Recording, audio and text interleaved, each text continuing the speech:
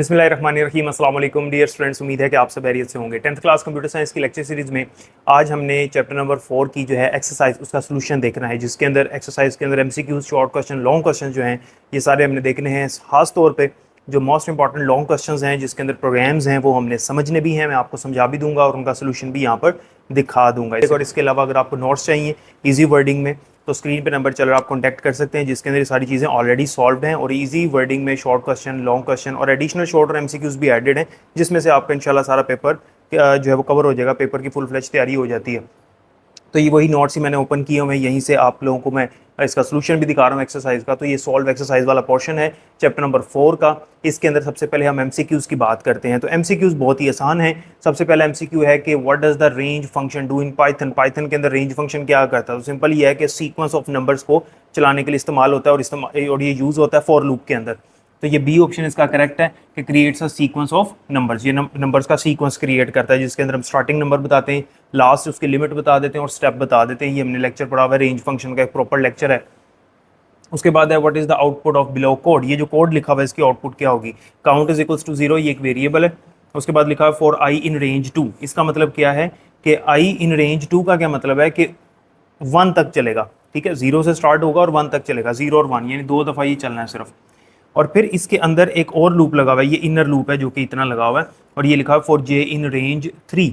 जे जो है वो 3 तक 3 लिखा हुआ मतलब 2 तक जाएगा। तो ये 0, 1 और 2 ये 3 दफ़ा चलना है और आउटर लूप जो है वो 2 दफ़ा चलना है। इसके अंदर लिखा हुआ है count plus equals to 1। Inner loop के अंदर काउंट की वैल्यू जो है वो हर बार +1 हो जाएगी। तो काउंट की वैल्यू हमारे पास फर्स्ट टाइम 0 है और ये जो है ना हमारा ये आउटर लूप है इतना। इस आउटर लूप के अंदर जो है वो इनर लूप लगा हुआ है और इनर लूप में कुछ प्रिंट नहीं हो रहा, सिर्फ काउंट के अंदर वैल्यू प्लस होती चली जा रही है और आउटर लूप से बाहर एक ही दफ़ा प्रिंट लगा हुआ है। और जब ये आउटर लूप टर्मिनेट हो जाएगा तो ये फिर एग्जीक्यूट होगा।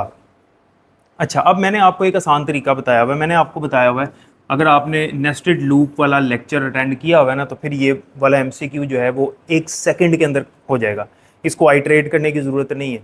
मैंने आपको बताया हुआ कि एक होता है आउटर लूप और एक होता है inner loop. Outer loop for example 3 times चल रहा है और इनर लूप फर्ज करते हैं 3 टाइम्स चलेगा, दोनों ही 3 टाइम्स चलेंगे मिसाल के तौर पे।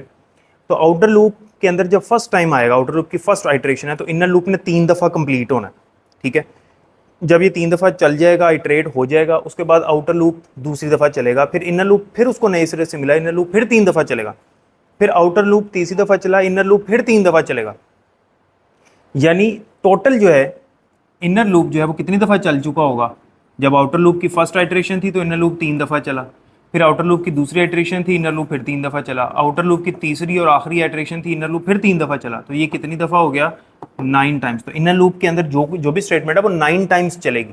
ठीक है, तो यहाँ पर उसी तरह से वो कर रहा है कि काउंट जो है उसकी वैल्यू 0 है। ठीक है, और आउटर लूप कितनी दफ़ा चलेगा? 0 और 1 तक, यानी 2 टाइम्स चल रहा है आउटर लूप, 2 टाइम्स चलेगा। और इनर लूप 3 टाइम्स चल रहा है, 0, 1 और 2 ये चल रहा है 3 टाइम्स। तो आसान इसका तरीका ये है कि आप आउटर लूप की आइटरेशन कितनी है और इनर लूप की कितनी आइटरेशन है उनको आपस में मल्टीप्लाई कर दो। तो 2 मल्टीप्लाई बाय 3 कितना बनता है? 6 बनता है। तो इसका ये आंसर है। ठीक है, तो इसको मज़ीद डिटेल में समझने के लिए नेस्टेड लूप वाला लेक्चर मेरा मौजूद है, उसको देख लीजिएगा, क्योंकि अगर वो सारा कॉन्सेप्ट मैं नेस्टेड लूप का यहाँ पर समझाऊंगा ना तो फिर वो पूरा लेक्चर ही इसी एमसीक्यू को एक्सप्लेन करने में लग जाएगा। तो मैंने ये बात समझाई हुई है, फिर भी मैंने यहाँ पे थोड़ा सा आपको बता दिया कि अगर आपने ये देखना है कि देखें ना, काउंट हर बार +1 हो रहा है। काउंट की वैल्यू 0 थी तो हर बार +1 हो रहा है। और ये जो प्रिंट का फंक्शन लगा हुआ है ये सिर्फ एक ही दफ़ा चलना है, जब ये वाला एरिया सारा एग्जीक्यूट होकर ख़त्म हो जाएगा। क्योंकि ये जो प्रिंट है ये आउटर लूप के अंदर नहीं, आउटर लूप के अंदर होता तो थोड़ा सा इंडेंट के बाद लिखा होता है, इनर लूप के अंदर होता थोड़ा सा इंडेंट के बाद लिखा होता। तो ये बिल्कुल बाहर है, इसने एक ही दफ़ा चलना है। जब ये ख़त्म हो जाएगा तो काउंट कितनी दफ़ा चल चुका होगा, उसमें कितनी दफ़ा इंक्रीमेंट हो चुका होगा? 6 टाइम्स हो चुका होगा, क्योंकि इनर लूप ने 6 दफ़ा चलना है। उसका तरीका मैंने बता दिया। उसके बाद एमसीक्यू नंबर 3 है which method is used to add an item at the end of the Python list. तो अपेंड मेथड होता है जो कि पाइथन लिस्ट के लास्ट पे एक एलिमेंट ऐड कर देता है। तो ये इसका आंसर है। Number 4 is what is the purpose of control structure in programming. Control structure क्या काम करता है? Basically it is a flow of execution of the program. तो यहाँ पर लिखा हुआ है कि to manage the decision making and repetition of task. Decision making और रेपिटेशन यानी लूप स्ट्रक्चर और डिसीजन मेकिंग के लिए हम कंट्रोल स्ट्रक्चर को चेंज कर देते हैं अपने प्रोग्राम के। तो ये चैप्टर नंबर 4 यानी इसी चैप्टर का पहला टॉपिक है। Number 5 is which statement use to execute code when a condition is false. जब कंडीशन फॉल्स हो जाती है तो फिर कौन सा कोड चलता है, तो ऑब्वियसली एल्स वाला कोड चलता है, ठीक है। अगर इफ की कंडीशन फॉल्स है तो एल्स ने चलना है। Number 6 is how do you prevent print from adding a new line. अगर आप चाहते हो कि प्रिंट, जब भी हम मैसेज डिस्प्ले करें, कोई भी चीज़ प्रिंट कर रहे हैं आउटपुट में, वो नेक्स्ट लाइन पे ना जाए, तो उसके लिए फिर हम एंड स्टेटमेंट का इस्तेमाल करते हैं। तो यहाँ पर लिखा हुआ है use end is equals to, फिर हम इन्वर्टेड कॉमास लगा देते हैं। स्पेस दोगे तो स्पेस के बाद अगली चीज़ प्रिंट होगी, नहीं दोगे तो बिल्कुल साथ ही प्रिंट हो जाएगी। नेक्स्ट लाइन पे बहरहाल वो नहीं जाएगा।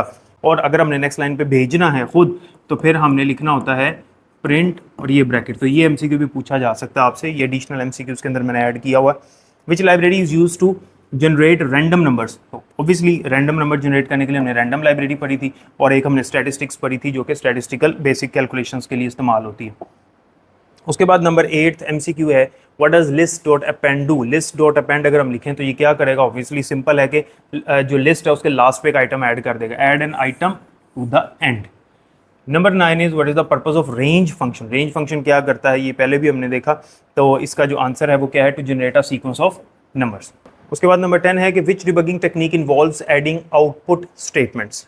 वो कौन सी डिबगिंग टेक्निक है जिसके अंदर आउटपुट स्टेटमेंट्स हम यूज़ करते हैं, तो ऑब्वियसली उसका आंसर प्रिंट स्टेटमेंट है। मैंने ये वाला लेक्चर जो आपको पढ़ाया टेस्टिंग एंड डिबगिंग वाला, उसके अंदर ये समझाया था कि प्रिंट स्टेटमेंट्स जो हैं वो हम क्यों यूज़ करते हैं डिबगिंग के लिए, हालांकि इसका काम तो आउटपुट शो करने के लिए। तो वो ये पूछ रहा है कि वो डिबगिंग की कौन सी टेक्निक है जिसके अंदर हमने एरर फाइंड करने के लिए आउटपुट स्टेटमेंट इस्तेमाल करनी होती है।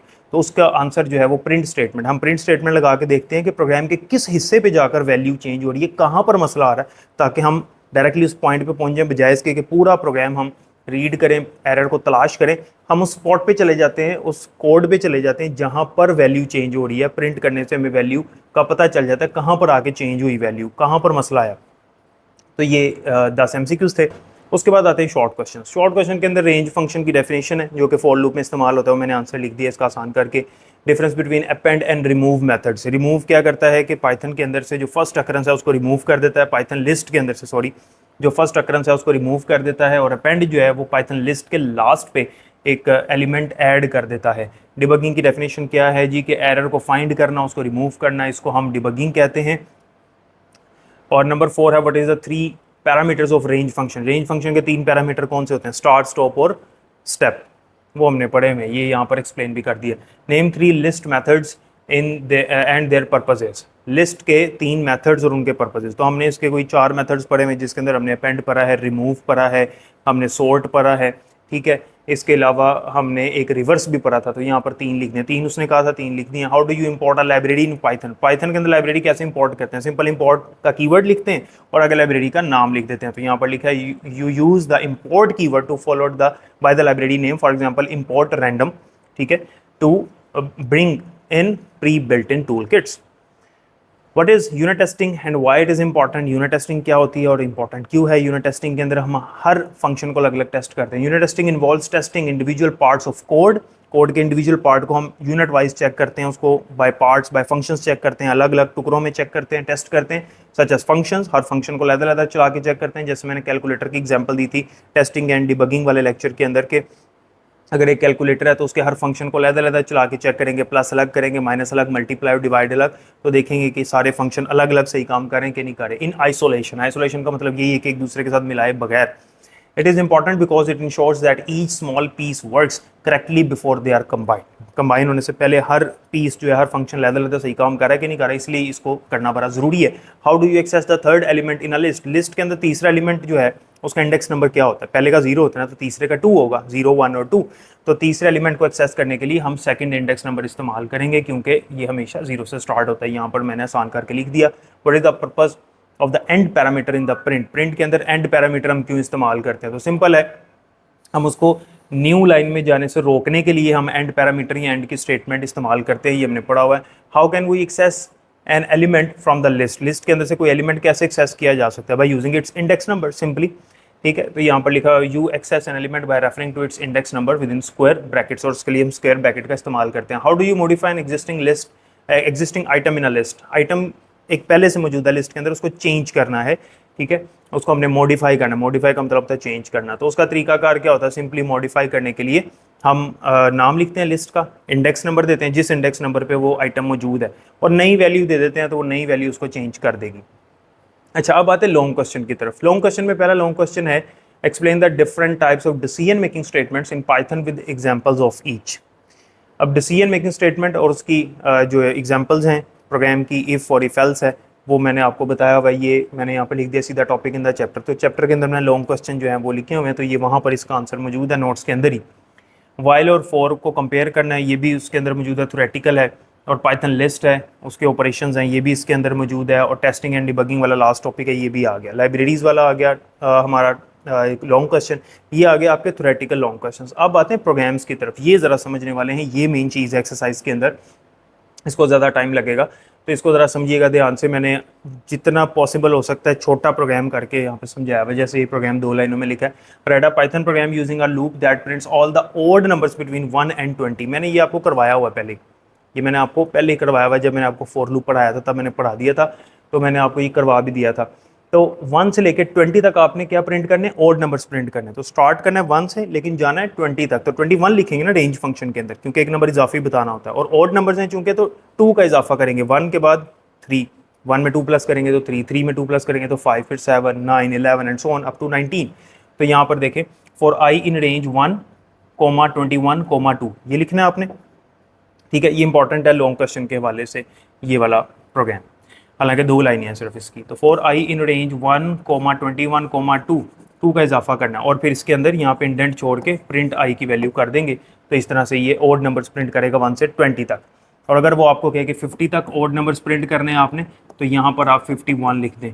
अच्छा, यहाँ पर एक और पाइथन का प्रोग्राम है, ये इसके अंदर एक नया कॉन्सेप्ट है जो चैप्टर के अंदर नहीं है, लेकिन वो समझ लें आसान है, एक्टिविटीज़ के अंदर भी था।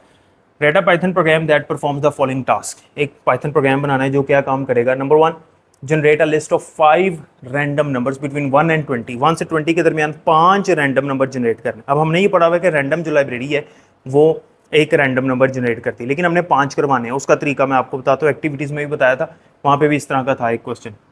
Use the statistics library to calculate and print the mean of the generated numbers. वो जो नंबर्स हमने 5 जनरेट किए होंगे उनका मीन निकालना है बाय यूजिंग स्टैटिस्टिक्स लाइब्रेरी। तो सबसे पहले 2 लाइब्रेरीज हमने यूज़ करनी है, रैंडम और स्टैटिस्टिक्स। तो इन दोनों को इंपोर्ट करना पड़ेगा प्रोग्राम के अंदर। तो यहाँ पर इंपोर्ट किया हुआ है, इंपोर्ट रैंडम और इंपोर्ट स्टैटिस्टिक्स। इतना हो गया। अब मैंने यहाँ पर एक लिस्ट बनाई है नम्स के नाम से, nums is equals to, list के लिए हम ये वाली स्क्वायर ब्रैकेट लगाते हैं, तो ये मैंने लगा दी। अब इसके अंदर क्या लिखा हुआ है, उसी तरह से random dot rand int bracket के अंदर 1, 20। इतना तो रैंडम नंबर जनरेट करने के लिए हम कोड लिखते हैं, ये तो आपको याद होगा, हमने जब लाइब्रेरीज पढ़ी थी उस टॉपिक के अंदर मैंने ये बता दिया, इतना तो ठीक है। लेकिन अब हमने 5 नंबर्स जनरेट करवाने, तो इसके आगे ही आपने फॉर लूप लगा देना, इसके आगे ही आपने फॉर लूप लगा देना स्पेस दे के। जैसे ये मैंने लिखा, क्या लिखा हुआ है, फॉर, आगे लगाना है अंडरस्कोर, कोई वेरिएबल नहीं लगाना। आमतौर पे हम फॉर लूप लगाते हैं तो हम लिखते हैं फॉर आई इन रेंज, ठीक है, या एक्स इन रेंज, कोई भी वेरिएबल लिखते हैं। तो यहाँ पर अंडरस्कोर लगा देना, just for underscore in range, आगे 5 तक हमें चाहिए ना, 5 दफ़ा चलाना लूप को, तो हम 5 लिख देंगे। तो 0 से लेके 4 तक 5 दफ़ा ही चलेगा, और फिर इसको क्लोज कर दिया। अब क्या होगा कि ये जो फॉर लूप है, इसको, ये जो मैंने यहाँ पर लाइब्रेरी यूज़ करते हुए रैंडम नंबर जनरेट किए, इस पार्ट को 5 दफ़ा चला देगा, और 5 मुख्तलिफ रैंडम नंबर जनरेट होंगे 1 से लेकर 20 के दरमियान, और वो 5 नंबर्स इसके अंदर नम्स के अंदर जाके स्टोर हो जाएंगे। यानी आप समझ लें कि नम्स जो है वो एक लिस्ट बन जाएगी, और इसके अंदर 5 रैंडम नंबर्स जनरेट हो जाएंगे 1 से 20 के दरमियान, ठीक है, इस तरह से 1, 2, 3, 4 और 5। तो 5 रैंडम नंबर जनरेट होंगे 1 से 20 के दरमियान, और इस तरह नम्स के अंदर इस तरह से रैंडमली 5 वैल्यू स्टोर हो जाएंगी, एक लिस्ट बन जाएगी। उसके बाद प्रिंट कर देना सिंपल नंबर्स, आगे नम्स की वैल्यू प्रिंट कर दी, तो 5 रैंडम नंबर जनरेट हो जाएंगे। अच्छा, ये प्रिंट कर दिया। अब हमने स्टैटिस्टिक्स लाइब्रेरी को यूज़ करते हुए मीन कैलकुलेट करके उसको प्रिंट करना। तो सिंपल है, क्योंकि हमारे पास नम्स के अंदर ये नंबर्स मौजूद हैं, तो हमने यहाँ पर लिखा प्रिंट मीन, और यहीं पर हमने लिख दिया स्टैटिस्टिक्स डॉट मीन, और आगे ब्रैकेट के अंदर लिख दिया नम्स। तो नम्स के अंदर ये जो वैल्यूज़ हैं 5, इनका मीन निकलेगा, यानी प्लस होंगे डिवाइडेड बाय 5 हो जाएंगे। जो भी आंसर है वो यहाँ पर प्रिंट हो जाएगा, क्योंकि प्रिंट के अंदर कोई एक्सप्रेशन हो, कोई वेरिएबल हो, बगैर इन्वर्टेड कॉमास के लिखे, या कोई लाइब्रेरी हम कॉल कर दें, कोई फंक्शन कॉल कर दें, तो वो सोल्व होता है, उसका आंसर डिस्प्ले होता है। तो यहाँ पर मैंने इसको डायरेक्ट ही लिख दिया। तो ये है आपका सोल्यूशन लॉन्ग क्वेश्चन नंबर 7 का। इसको भी नोट कर लें यहाँ से, ठीक है, बेशक आप इसका स्क्रीनशॉट ले लें।